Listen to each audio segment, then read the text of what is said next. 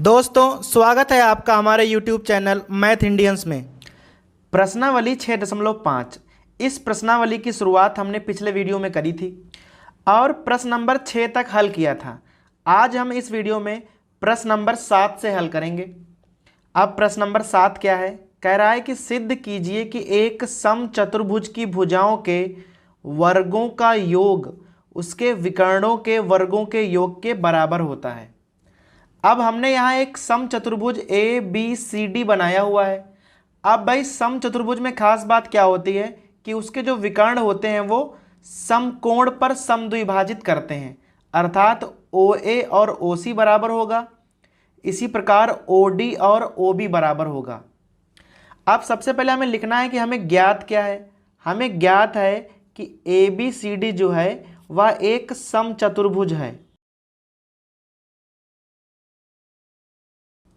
हमें केवल इतना ही ज्ञात है और हमें सिद्ध क्या करना है कि भुजाओं के वर्गों का योगफल विकर्णों के वर्गों के योगफल के बराबर है।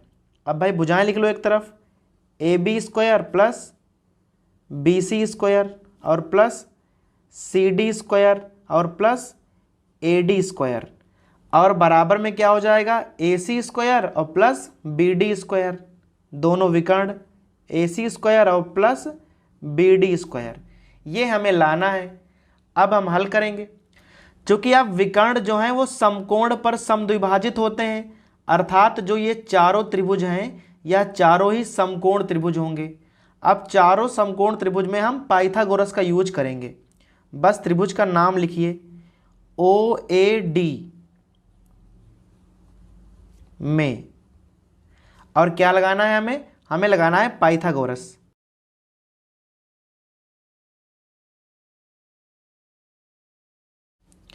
अब भाई लगाएंगे, विकर्ण है ए डी तो यहाँ पे हो जाएगा ए डी स्क्वायर बराबर यहाँ हो जाएगा ओ ए स्क्वायर और प्लस ओ डी स्क्वायर, और इसे आप समीकरण नंबर 1 डाल लें। अब इसी प्रकार से ये वाला त्रिभुज ले लो, त्रिभुज ओ ए बी में लगाएंगे हम पाइथागोरस ही। अब यहाँ विकर्ण ए बी है तो यहाँ हो जाएगा ए बी स्क्वायर बराबर ओ ए स्क्वायर और प्लस ओ बी स्क्वायर, और इसे आप समीकरण नंबर 2 डाल लो। अब ये वाला त्रिभुज नाम क्या है ओ बी सी में,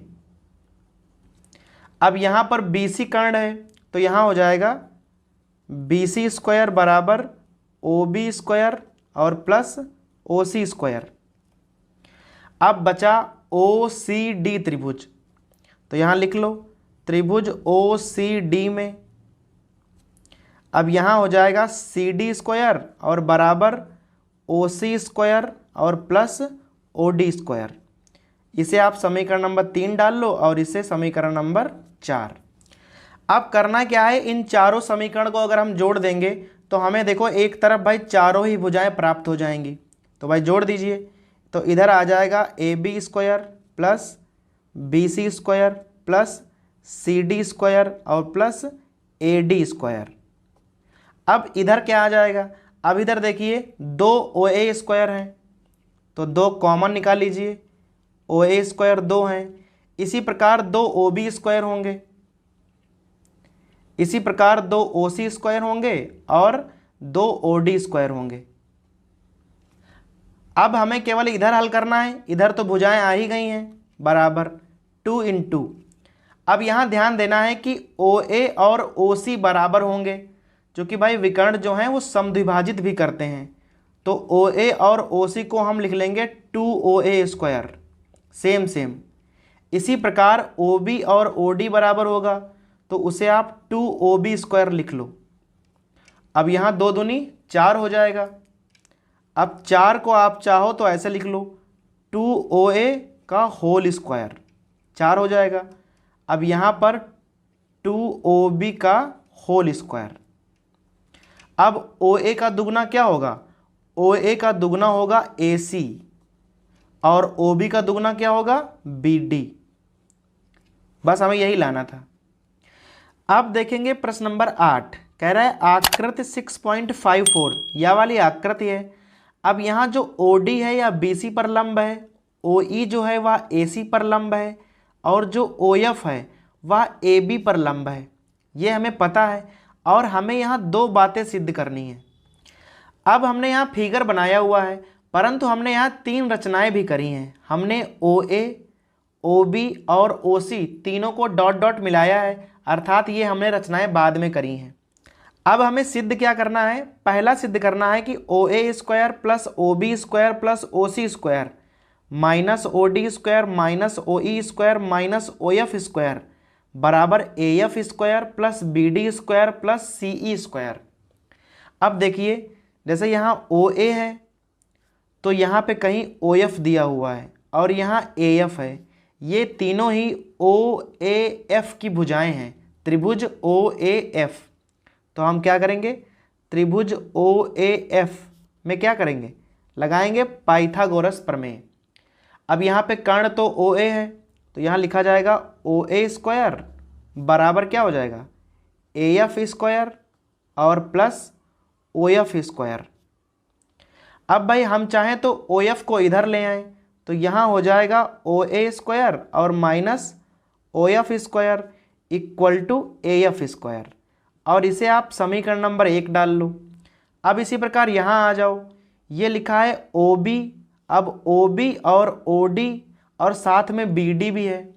अब OB, OD और BD ये वाला त्रिभुज है, त्रिभुज OBD।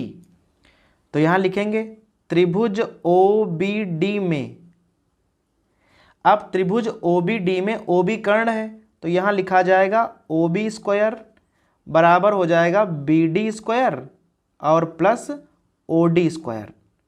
अब हम चाहें तो OD को इधर ले जाएं, तो यहाँ हो जाएगा OB स्क्वायर और माइनस OD स्क्वायर और बराबर आ जाएगा BD स्क्वायर, और इसे आप समीकरण नंबर 2 डाल लो। अब यहाँ पर बचा है OC, OE और CE, या इस त्रिभुज का मामला है, त्रिभुज OCE।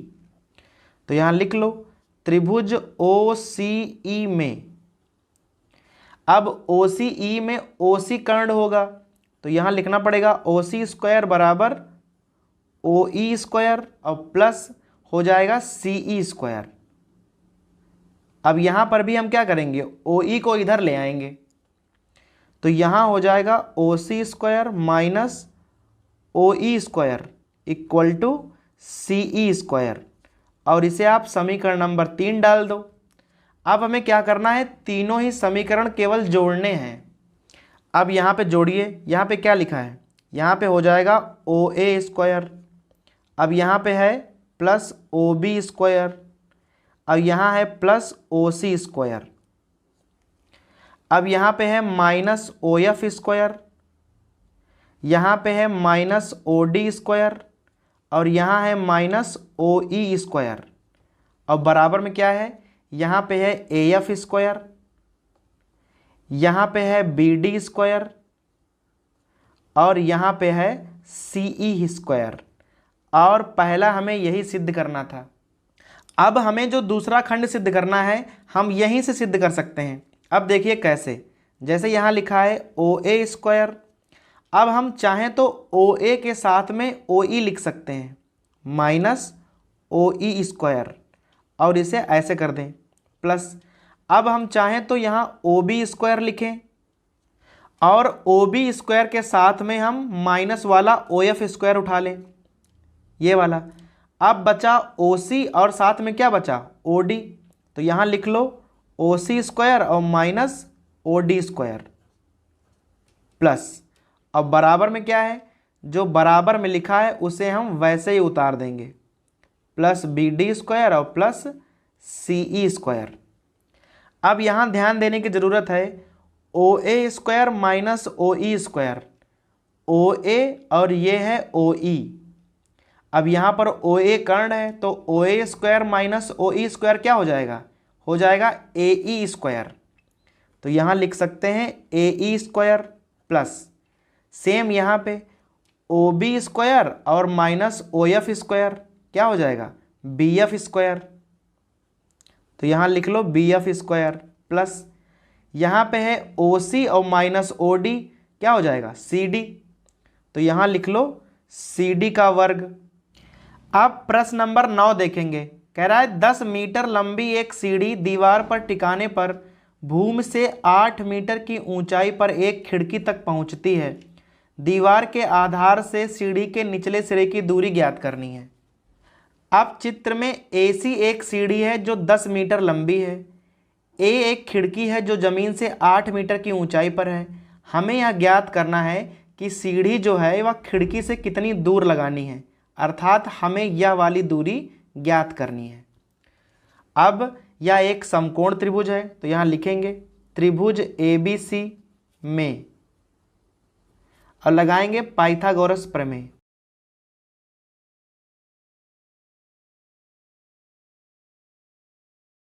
अब भाई पाइथागोरस क्या हो जाएगा, AC स्क्वायर बराबर AB स्क्वायर और प्लस BC स्क्वायर।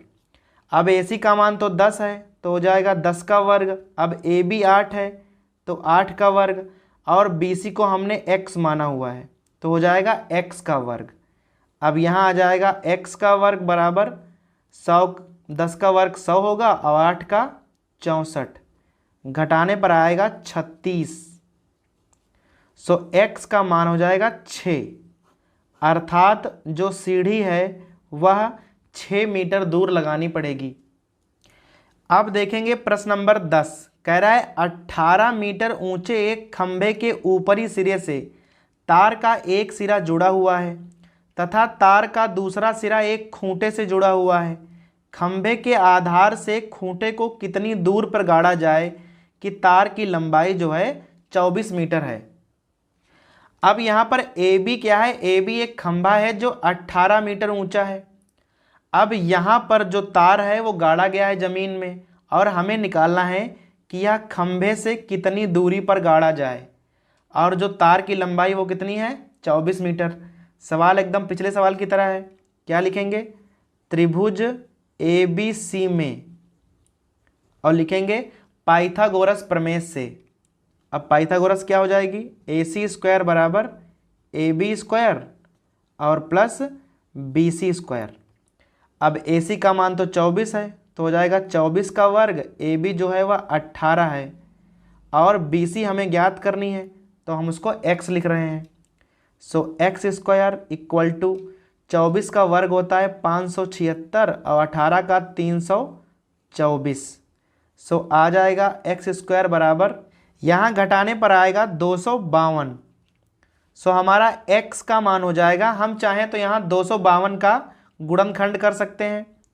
4 गुणे 9 9 चौक 36 और 36 सत्ते होते हैं 252।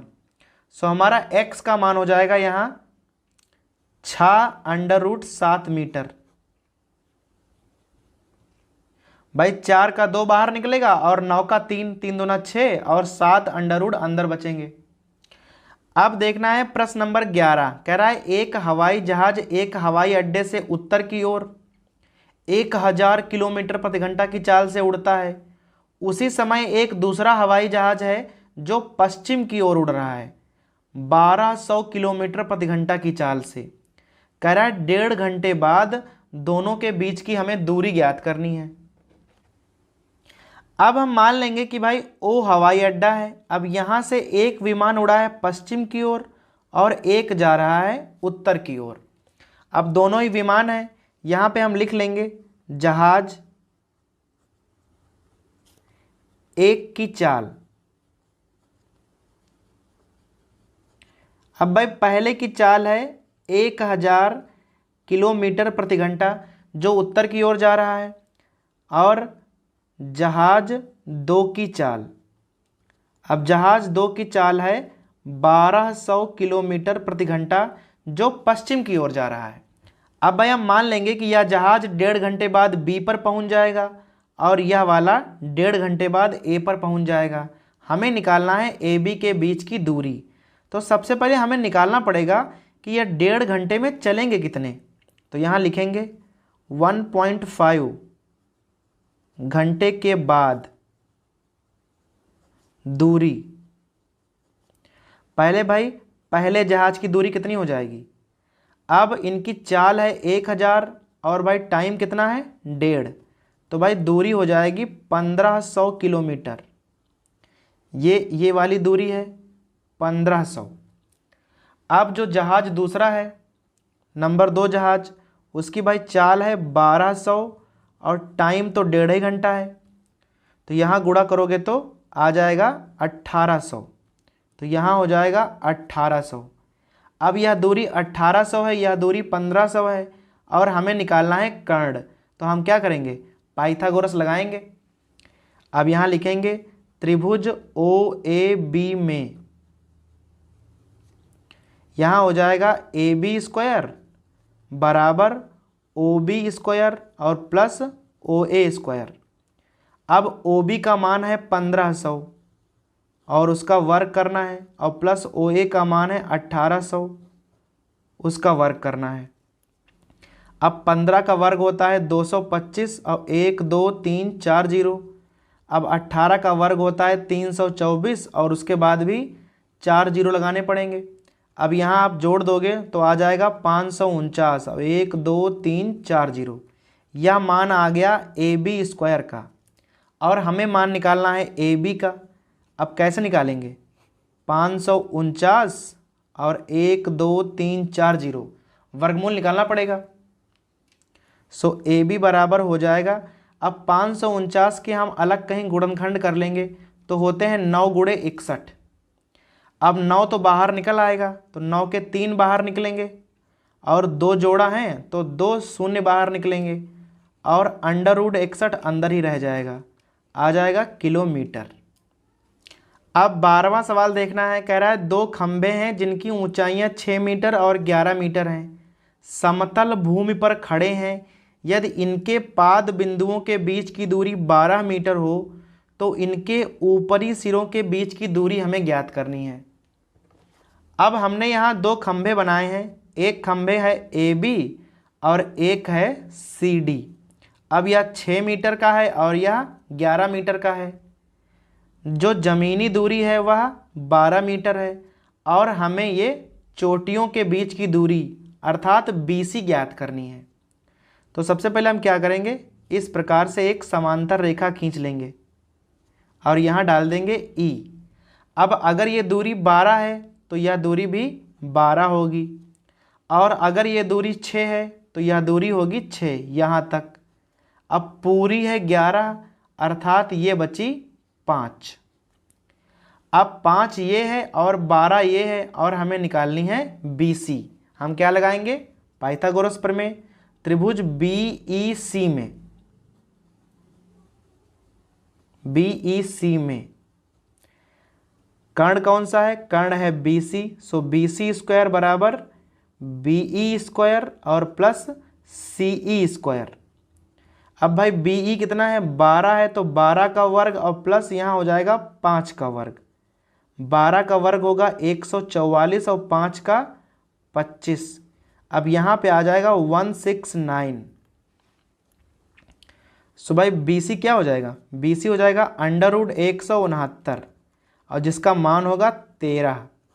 अर्थात भाई जो B और C के बीच की दूरी है वह 13 मीटर होगी।